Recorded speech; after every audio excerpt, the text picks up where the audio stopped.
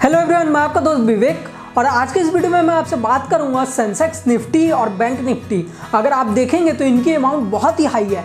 आप लोगों ने बहुतों के मुंह से सुना हुआ है कि इंडेक्स फंड इन्वेस्टमेंट के लिए एक बहुत ही अच्छा ऑप्शन होता है और इसमें रिटर्न के काफ़ी अच्छे चांसेस होते हैं, बट इसकी अमाउंट बहुत ही हायर होने के कारण आप इसमें इन्वेस्टमेंट करने से कतराते हैं। पर मैं आज आपको इस वीडियो में कुछ ऐसे ऑप्शन बताने वाला हूँ जिससे आप बहुत ही कम अमाउंट के साथ इंडेक्स फंड में इन्वेस्टमेंट कर सकते हैं और आप उसमें सेमी रिटर्न जनरेट कर सकते हैं, जैसा कि निफ्टी, सेंसेक्स और बैंक निफ्टी जनरेट करती है।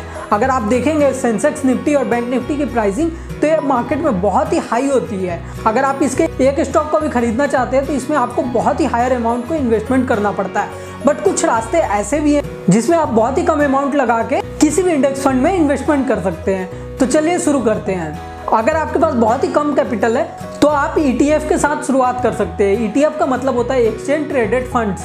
बैंक और इन्वेस्टमेंट फर्म द्वारा ETF को लॉन्च किया जाता है। ETF सिमिलर म्यूचुअल फंड की तरह होता है, जिसमें ETF बनाने वाले बैंक और इन्वेस्टमेंट फर्म अपने कस्टमर से पैसों को कलेक्ट करती है और उनका एक फंड बनाती है और इसे इंडेक्स फंड में इन्वेस्टमेंट करती है। अगर आप देखेंगे मार्केट में इंडेक्स फंड के ETF 185 रुपए के आसपास स्टार्टिंग से मिल जाएंगे, तो आप सिंपली ETF में इन्वेस्टमेंट कर सकते हैं। ETF की pricing as compare to index fund कम होती है, क्योंकि इंडेक्स फंड की शुरुआत बहुत ही सालों पहले हुई थी।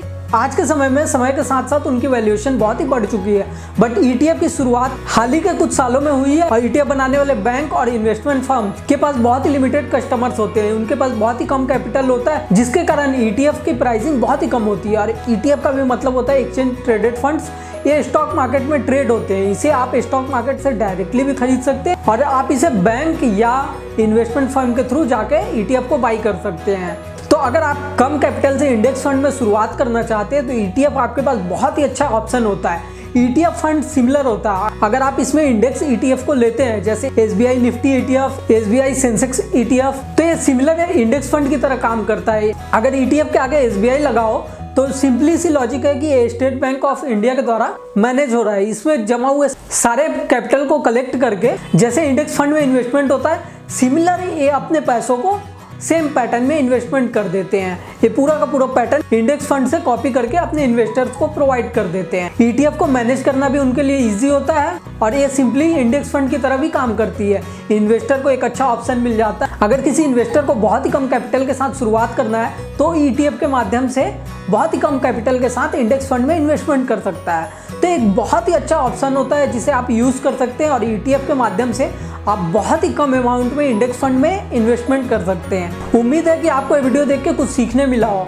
अगर आप in future similar stock market से रिलेटेड इन्फॉर्मेशन को पाना चाहते हैं या आप इसी टाइप के इन्वेस्टमेंट रिलेटेड वीडियोस को देखना चाहते हैं तो आप हमारे वीडियो को लाइक, शेयर और हमारे चैनल को सब्सक्राइब जरूर करें। इस वीडियो को देखने के लिए आपका धन्यवाद।